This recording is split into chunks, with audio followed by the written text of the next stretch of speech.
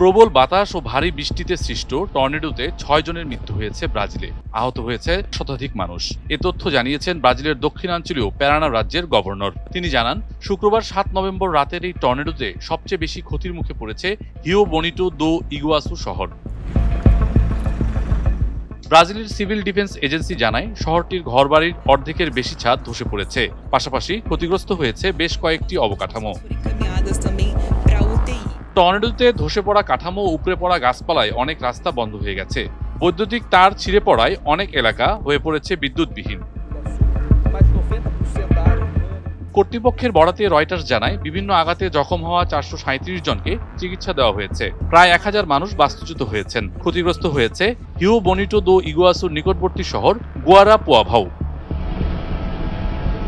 প্যারানার আবহাওয়া ও পরিবেশ পর্যবেক্ষণ সংস্থার তথ্য অনুযায়ী টর্নেডোতে বাতাসের গতিবেগ ছিল ঘন্টায় ১৮০ কিলোমিটার থেকে ২৫০ কিলোমিটার পর্যন্ত।